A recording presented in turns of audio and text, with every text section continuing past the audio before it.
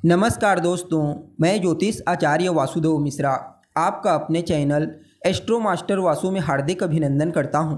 दोस्तों, आज का यह ज्योतिष का कार्यक्रम आप लोगों के लिए यानी कि कुंभ राशि वालों के लिए बड़ा ही खास कार्यक्रम साबित होगा। आज हम चर्चा करेंगे ग्रहों के राजा सूर्य के राशि परिवर्तन प्रभाव के बारे में। जी हाँ, आने वाले 16 अगस्त 2024 की दोपहर 12:20 पर भुवन भास्कर सूर्य अपनी वर्तमान जल तत्वीय राशि कर्क राशि को छोड़कर अपनी स्वयं की मूल त्रिकोण राशि अग्नि तत्वीय राशि सिंह राशि में प्रवेश कर जाएंगे, जहां कि वो 16 सितंबर 2024 की प्रातः काल तक रहेंगे और इसके पश्चात कन्या राशि में प्रवेश कर जाएंगे। तो ऐसे में बड़े विस्तार के साथ जानने का प्रयास करेंगे कि सूर्य अपनी स्वयं की मूल त्रिकोण राशि में गोचर करते हुए किस प्रकार से आपको प्रभावित करेंगे। जी हाँ, इस गोचर काल के दौरान जीवन के किन किन क्षेत्रों में आपको श्रेष्ठ परिणाम की प्राप्ति होगी, तो वहीं कहाँ कहाँ पर आपको सावधानी बरतने की आवश्यकता होगी, सभी बातें विस्तार के साथ आपको बताएंगे। इसलिए कार्यक्रम को अंत तक देखने का प्रयास कीजिए। और अगर आप अपनी जन्म कुंडली पर हमसे परामर्श लेना चाहते हैं तो आपको हमारा कॉन्टैक्ट नंबर डिस्क्रिप्शन बॉक्स में और वीडियो के अंदर मिल जाएगा, जहां से आप या तो व्हाट्सएप के माध्यम से या फिर डायरेक्ट फ़ोन कॉल के थ्रू अपॉइंटमेंट लेकर अपनी जन्म कुंडली का बड़ी बारीकी से अध्ययन करवा सकते हैं।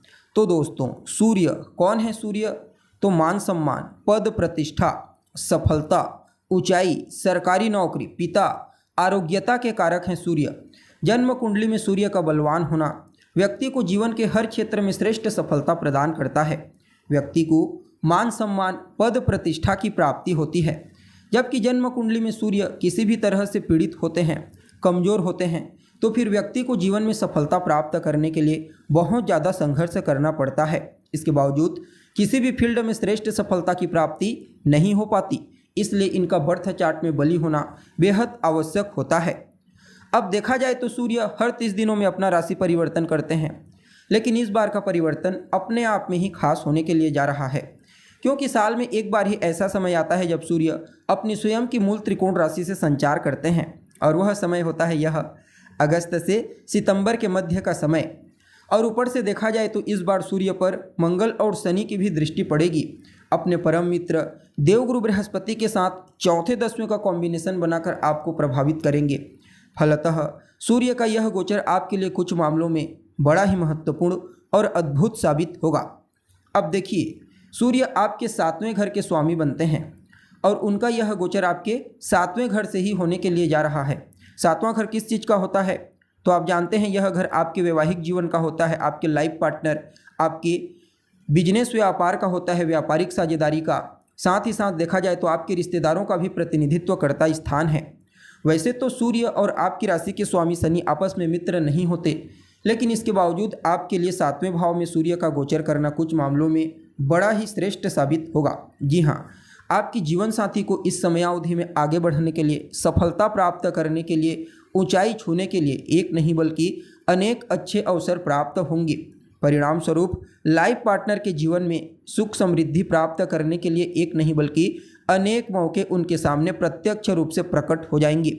अगर आपका लाइफ पार्टनर कार्य क्षेत्र में एक्टिव है तो उनकी पदोन्नति निश्चित है या फिर उनके वेतन में वृद्धि हो सकती है। अगर आप किसी भी फील्ड में कार्य करने के लिए प्रयत्नशील हैं, चाहे किसी भी प्रकार से कोई प्रतियोगी परीक्षा हो, किसी भी प्रकार से कोई कंपटीशन हो, तो वहाँ पर आपको श्रेष्ठ सफलता की प्राप्ति होगी। और जो लोग व्यापारी हैं उनके लिए भी सूर्य के इस गोचर को अत्यंत ही श्रेष्ठ कहा जा सकता है। जी हाँ, चाहे फिर आप स्वतंत्र रूप से व्यापार करते हैं या फिर पार्टनरशिप में व्यापार करते हैं, सूर्य का यह गोचर आपके व्यापार में आपको आर्थिक लाभ प्रदान करेगा। व्यापार को विस्तारिता प्रदान करने के लिए कुछ नए मौक़ों की प्राप्ति आपको होगी। कुछ अच्छे अनुभव, कुछ अच्छे लोगों से मुलाकात इस गोचर काल के दौरान आपकी होने वाली है, जो फ्यूचर में चलकर आपके लिए प्रॉफिटेबल साबित होंगे। यूँ समझ लीजिए, आप अगर साझेदारी का व्यापार करते हैं तो आपका जो पार्टनर है इस समयावधि में आपके लिए विशेष रूप से प्रॉफिटेबल साबित होगा। जी हाँ, जीवन साथी का भी सहयोग आपको इस गोचर काल के दौरान पूर्ण रूप से प्राप्त होने वाला है। जीवन साथी के सहयोग से आपके कुछ कार्य जो पेंडिंग में पड़े हुए हैं वह बनते हुए नजर आ रहे हैं। हालांकि यहाँ पर एक बात का ध्यान आपको अवश्य रखना चाहिए। देखिए, सूर्य एक अग्नि तत्व के ग्रह हैं, जो स्वयं अहंकार, क्रोध और गुस्से को डिनोट करते हैं। परिणाम स्वरूप आपके पार्टनर के स्वभाव में या फिर आपके बिजनेस पार्टनर के स्वभाव में कुछ उग्रता आ सकती है, कुछ आक्रामकता देखने को मिलेगी, जिससे तालमेल में कमी होने की प्रबल संभावना बन रही है।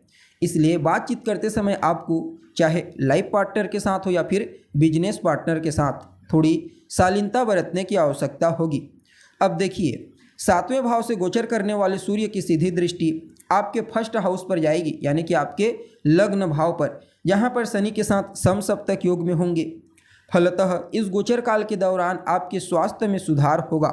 यूँ समझ लीजिए, अगर आप थोड़ा सा ध्यान दे देते हैं अपने फिटनेस के ऊपर, अपनी सेहत के ऊपर, तो आप अपने ऊर्जा लेवल को अगले स्तर पर ले जाने में पूर्ण रूप से कामयाब होंगे। जी हाँ, और काफ़ी हद तक सामाजिक क्षेत्र में भी आपका रुतबा बढ़ेगा। आपके मान सम्मान, पद प्रतिष्ठा, आपकी प्रसिद्धि में विशेष रूप से वृद्धि देखने को मिलेगी। यूँ समझ लीजिए, यह समय आपके लिए कुछ इस प्रकार से होगा, जहाँ फर्स्ट हाउस में शनि का होना और 7th हाउस में सूर्य का होना दोनों एक दूसरे को बल प्रदान करेंगे, क्योंकि दोनों स्वयं ही अपनी मूल त्रिकोण राशि से ट्रांजिट करेंगे। फलतः यह समय आपके लिए अत्यंत ही श्रेष्ठ साबित होगा। आगे बढ़ने के लिए, सफलता प्राप्त करने के लिए, अपना वर्चस्व मजबूत बनाने के लिए कुछ अच्छे मौक़ों की प्राप्ति आपको होगी। यानी कि कुल मिलाकर के देखा जाए तो सूर्य का यह गोचर आपके लिए शनि की इस 7.5 के दौर में भी 70% पॉजिटिव और 30% नेगेटिव रहेगा। इस समय को और बेहतर बनाने के लिए सबसे पहले तो अपने क्रोध, अपने अहंकार पर नियंत्रण कीजिए। अपने पिता, अपने बॉस का सम्मान कीजिए। सूर्योदय के बाद तक सोने से बचिए और हो सके तो रविवार के दिन नमक का त्याग कर दें। इससे आपको और श्रेष्ठ परिणाम की प्राप्ति होगी। जी हाँ, तो दोस्तों, कैसी लगी आपको जानकारी? उम्मीद करते हैं जानकारी आपको पसंद आई होगी। जानकारी अच्छी लगे तो इसे अपने दोस्तों के साथ, अपने रिश्तेदारों के साथ शेयर जरूर करें। अभी के लिए बस इतना ही। पुनः मुलाकात होगी एक नए और ताज़ा एपिसोड में। तब तक के लिए नमस्कार।